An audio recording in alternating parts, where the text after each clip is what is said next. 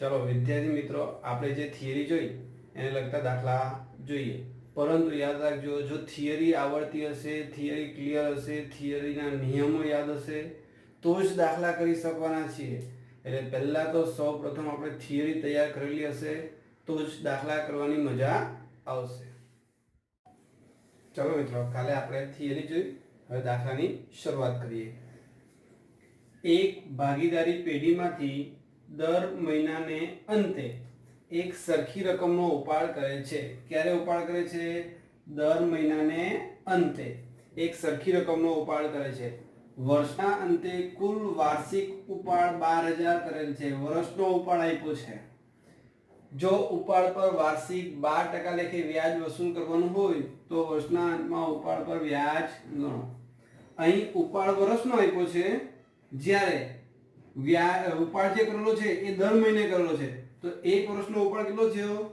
12000 રૂપિયા અને દર મહિને ઉપાડ કરે છે તો માસિક ઉપાડ સૌપ્રથમ મારે શોધવો પડે તો હું શોધીશ માસિક ઉપાડ કેટલો તો કુલ ઉપાડ વર્ષનો 12000 ભાગ્યા કેટલા મહિના વર્ષના 12 મહિના તો ભાગ્યા 12 એટલે દર મહિનાને અંતે કેટલો ઉપાડ કરેલો હશે 1000 રૂપિયા એટલે દર મહિને ભાગીદારે 1000 રૂપિયા ઉપાડ કર્યો હોય હવે મારે ઉપાડ પર વ્યાજ ગણવાનું છે તો ઉપાડ પર વ્યાજ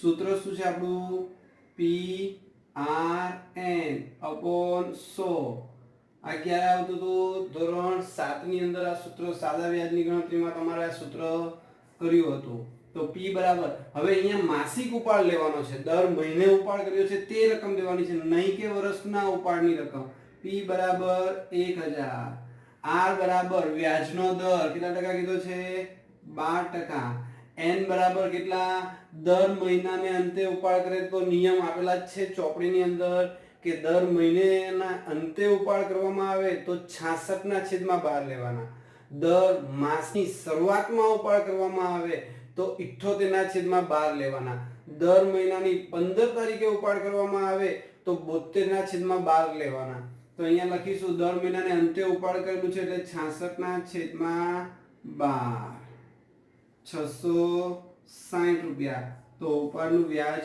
મળી ગયું કેટલા માર્કનો દાખલો 3 માર્કનો દાખલો હવે આ 66 ના છેદમાં 12 72 ના છેદમાં 12 78 ના છેદમાં 12 એ કેવી રીતે ધ્યાનમાં લેવામાં આવે છે તો એક ગણતરી કરીને બતાવી દઉં તમને ચાલો જાન્યુઆરી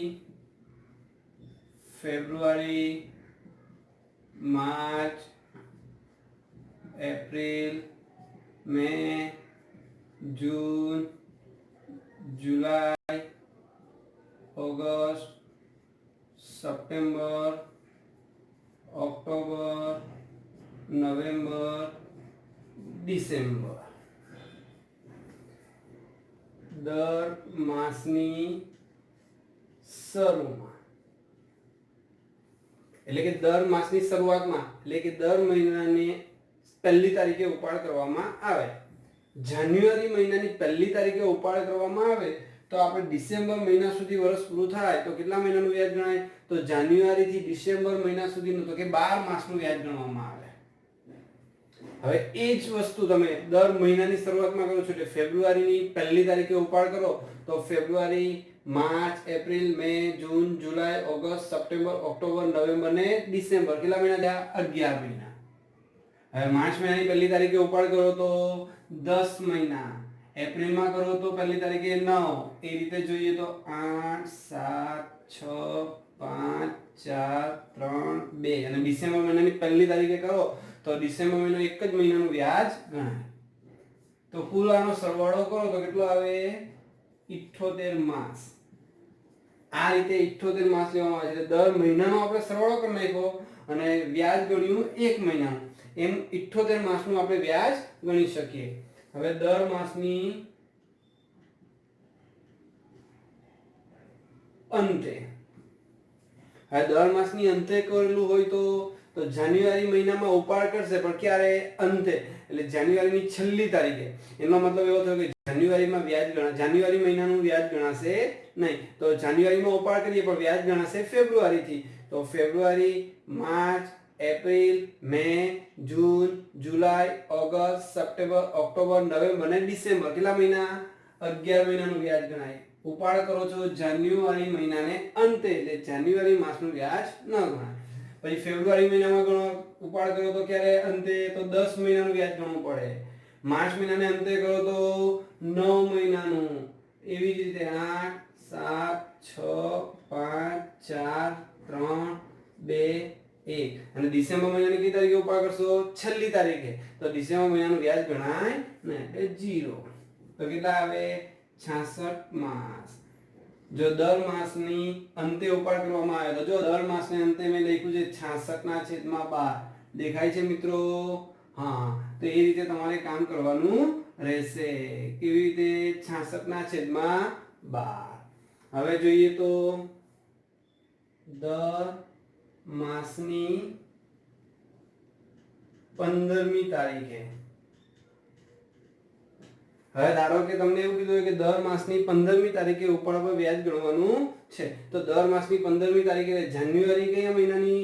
જાન્યુઆરી માસની 15મી તારીખે ઉપાડ કરે છે. તો જાન્યુઆરી મહિનાની 15 દિવસનું વ્યાજ ગણવું પડે. પછી ફેબ્રુઆરી મહિના, ફેબ્રુઆરી, માર્ચ, એપ્રિલ, મે, જૂન, જુલાઈ, ઓગસ્ટ, સપ્ટેમ્બર, ઓક્ટોબર, નવેમ્બર અને ડિસેમ્બર, એમ કહીને 11 મહિના. એટલે ફેબ્રુઆરી થી ડિસેમ્બર મહિના 11 મહિના અને જાન્યુઆરીની 15 તારીખે ઉપાડ કર્યો તો 15 દિવસનું. એટલે ટોટલ વ્યાજ ગણાય 11.5 માસનું. પછી ફેબ્રુઆરી મહિનામાં ઉપાડ કરીએ કઈ તારીખે? 15 તારીખે. તો ફેબ્રુઆરી મહિનાના 15 દિવસ અને ફેબ્રુઆરી પછીના 10 મહિના. તો ટોટલ કેટલા થાય? 10.5 માસ. એવી જ રીતે માર્ચ થી ગણવાનું 9.5, 8.5, 7.5, 6.5, 5.5, 4.5, 3.5, 2.5, 1.5 અને 0.5. ડિસેમ્બર મહિનામાં 15 તારીખે ઉપાડ કરીએ એટલે ડિસેમ્બર મહિનાનો અડધા મહિનાનું જ તમારે વ્યાજ ગણવાનું હોય. એટલે તમારે 0.5 એટલે કે અડધો માસ જ ગણાશે. અને એનો સરવાળો કરીએ તો 72 માસ. કેટલા આવશે? 72 માસ આવશે. એટલે જો દર મહિનાની શરૂઆતમાં કહીએ તો 78/12. અહીંયા આપણે 66/12 લખ્યું છે. દર માસને અંતે કહીએ તો 66/12 અને દર માસની 15મી તારીખે કહીએ તો 72/12. આ રીતે તમારે દર્શાવવાનું રહેશે. હવે જો તમને દર માસની દર 3 મહિને કીધું હોય તો દર 3 માસની શરૂમાં, દર 3 માસની શરૂમાં એટલે કે જાન્યુઆરી મહિનાની પહેલી જ તારીખે ઉપાડ કરે તો આપણને ખબર છે કેટલા મહિનાનું વ્યાજ ગણાશે? તો કે 12.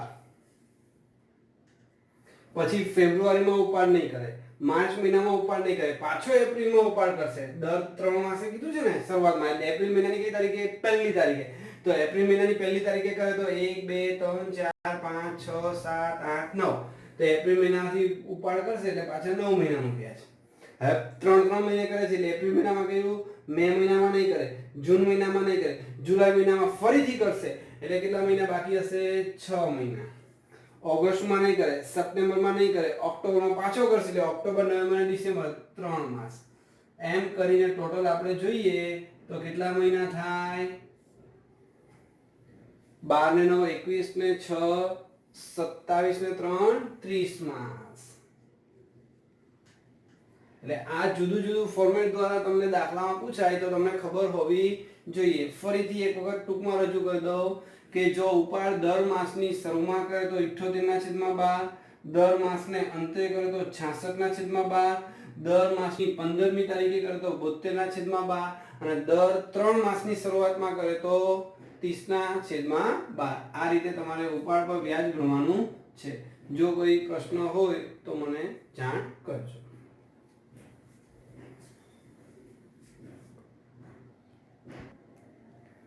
ચલો મિત્રો, હવે દાખલા નંબર 2. અમૃતા અને દિવ્યા એક ભાગીદારી પેઢીના ભાગીદારો છે. તેઓની મૂડીનું પ્રમાણ 3/2 છે. અમૃતાને તેનું કમિશન બાદ કર્યા પછીના ચોખ્ખા નફા પર 8% કમિશન આપવાનું છે. શું બાદ કર્યા પછી? કમિશન બાદ કર્યા પછી. આ મુદ્દો યાદ રાખવાનો છે. કમિશન બાદ કર્યા પછીના ચોખ્ખા નફા પર 8% કમિશન આપવાનું છે. જો વર્ષના અંતે પેઢીનો નફો 96,876 હોય તો અમૃતાને કુલ કેટલી રકમ મળશે? અમૃતાની કુલ રકમ તમારે શોધવાની છે કે અમૃતાને કુલ કેટલી રકમ મળશે. તો અમૃતાને એક તો કે કમિશન પણ મળશે અને બીજું અમૃતા ભાગીદાર છે તો ભાગીદારને નફો પણ મળશે. એટલે કમિશન વત્તા નફો એમ બે વસ્તુ મળશે.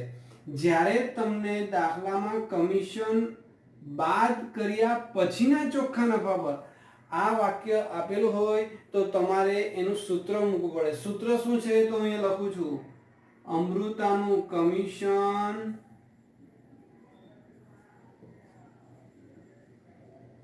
બરાબર કમિશન બાદ કર્યા પહેલાનો નફો ગુણ્યા કમિશનનો દર 100 વત્તા કમિશનનો દર. આ સૂત્ર તમારે મૂકવાનું રહેશે. ક્યારે? જ્યારે એવું કહેવામાં આવ્યું હોય કે કમિશન બાદ કર્યા પછીના નફા પર. શબ્દ બરાબર સાંભળજો. કમિશન બાદ કર્યા પછીના નફા પર આવું જ્યારે કહેવામાં આવે ત્યારે તમારે કમિશન શોધવા માટે આ કમિશનનું સૂત્ર મૂકવું પડે. તો કમિશન બાદ કર્યા પહેલાનો નફો કેટલો છે? 96,876 ગુણ્યા કમિશનનો દર કેટલો કીધો છે તો કે 8% છેદમાં 100 વત્તા 8 લખીએ પહેલા. ચાલો 100 વત્તા 8 96,876 ગુણ્યા 8 છેદમાં 100 વત્તા 8 તો આનું સાદુરૂપ આપીશું તો જવાબ આવશે 7,176. આ શું આવી ગયું? અમૃતાનું કમિશન આવી ગયું. અમૃતાને કમિશન તો મળશે. હવે આપણે વહેંચણી પાત્ર નફો શોધવો પડે. વહેંચણી પાત્ર નફો એટલે કે ભાગીદારો વચ્ચે જે નફો વેચાય એને આપણે વહેંચણી પાત્ર નફો શોધવો કહેવાય. તો વહેંચણી પાત્ર નફો, વહેંચણી પાત્ર નફો. તો પહેલા તો શું કરીશું? કમિશન પહેલા નફો કેટલો હતો તો કે લખીશું કમિશન ગણ્યા પહેલાનો નફો માઈનસ કમિશન. ચલો કમિશન ગુણ્યા પહેલા નફો કેટલો હતો તો કે 96,876 માઈનસ કમિશન કેટલી ગણતરી કરી આપણે 7,176. તો હવે ભાગીદારો વચ્ચે કેટલો નફો વેચાશે તો કે 89,700 રૂપિયા. આ વહેંચણી પાત્ર નફો. વહેંચણી પાત્ર નફો એટલે જે ભાગીદારો હોય એ ભાગીદારો વચ્ચે આટલો નફો વહેંચાય. તો અમૃતા અને દિવ્યા કેટલો નફો વેચશે? 89,700 રૂપિયા નફો ભાગીદારો વેચશે. ખબર પડે છે મિત્રો? પહેલા શું શોધ્યું આપણે? અમૃતાનું કમિશન. તો કે કમિશન કેટલું મળશે? 7,176. તો આપણે જે કમિશન ગણ્યા પહેલાનો નફો હતો એમાંથી અમૃતાને કમિશન આપવું પડશે. તો અમૃતાને કમિશન આપી દીધું તો પછી કેટલો નફો બચે? 89,700. આ 89,700 કોનો નફો છે? અમૃતા અને દિવ્યાનો નફો છે. તો હવે અમૃતા અને દિવ્યાનો નફો બંને ભાગીદારો વેચી લેશે. કયા પ્રમાણમાં વેચશે? નફા નુકસાનના પ્રમાણમાં. તો નફા નુકસાનનું પ્રમાણ, નફા નુકસાનનું પ્રમાણ અમૃતા અને દિવ્યા, અમૃતા જેમ દિવ્યા. ચાલો નફા નુકસાનનું પ્રમાણ કેટલું? તો તમે ઉપર જે તમારું ધ્યાન કેન્દ્રિત થયું છે 3/2 આ મૂડીનું પ્રમાણ છે મિત્રો. એટલે આને ધ્યાનમાં નથી લેવાનું. આપણે નફા નુકસાનનું પ્રમાણ ધ્યાનમાં લેવાનું છે. કાલે આપણે વાત કરી લીધી કે જ્યારે નફા નુકસાનનું પ્રમાણ કરારની અંદર ન હોય તો ભાગીદારો નફો કેવી રીતે વેચશે? નફા નુકસાન સરખા પ્રમાણમાં. તો એનો મતલબ એવો થયો કે અમૃતા અને દિવ્યા બંનેનું નફા નુકસાનનું પ્રમાણ કેટલું તો કે 1/1. 1/1. મોટા ભાગના વિદ્યાર્થીઓ પરીક્ષામાં દાખલો આવડે છે એમ ઉતાવળ કરી વહેંચણી કરશે 3/2. આ 3/2 એ મૂડીનું પ્રમાણ છે, પણ વિદ્યાર્થીઓ અહીંયા ઝડપથી 3/2 ના પ્રમાણમાં વહેંચણી કરી નાખશે અને જવાબ લાવી દેશે. અને માર્કની અંદર જ્યારે ગણતરી કરે તો કે આપણા તો આ 3 માર્ક પૂરા જ છે, પણ આ 3 માર્ક નથી. અહીંયા તમે પહોંચશો એટલે 1.5 થી 2 જ માર્ક મળવાના છે. અહીંથી પછી આગળનો દાખલાના માર્ક જશે તમારા. એટલે યાદ રાખવાનું છે નફા નુકસાનનું પ્રમાણ અહીં અમૃતા અને દિવ્યા 1/1 રકમમાં જે આપ્યું છે તે મૂડીનું પ્રમાણ છે તમારું. તો અમૃતા અને દિવ્યા 1/1 ના પ્રમાણમાં નફો નુકસાન વહેંચશે. હવે આપણે કોની રકમ શોધવાની છે કુલ? તો કે અમૃતાની. તો અમૃતાનો નફો શોધીએ પહેલા. તો અમૃતાનો નફો, તો વહેંચણી પાત્ર નફો કેટલો છે? તો લખીશું અહીંયા વહેંચણી પાત્ર નફો, વહેંચણી પાત્ર નફો ગુણ્યા નફા નુકસાનનું પ્રમાણ. ચલો વહેંચણી પાત્ર નફો શોધો કેટલો? 89700 ગુણ્યા નફા નુકસાનનું પ્રમાણ અમૃતાનો ભાગ કેટલો? 1 છેદમાં 1 ને 1 2 બંનેનો સરવાળો. હવે નફા નુકસાનનું પ્રમાણ જ્યારે ગણતરી કરી ત્યારે કેવી રીતે કરવાનું? જે ભાગીદારનો નફો શોધતા હોય તે ભાગીદારનું જે પ્રમાણ આપેલું હોય તે પ્રમાણ ઉપર લખીશું અને જે બધા જ ભાગીદારોના પ્રમાણનો જે આવે એ પ્રમાણનો સરવાળો નીચે લખીશું. એટલે અહીંયા 2 ભાગીદાર છે એટલે અમૃતાનો ભાગ શોધવો છે તો અમૃતાનો ભાગ ઉપર 1 અને એનું ટોટલ 1 ને 1 2 એટલે 2 નીચે લખીશું. તો આનું સાદુરૂપ આપતા જવાબ આવશે આપણો કેટલો? 44850.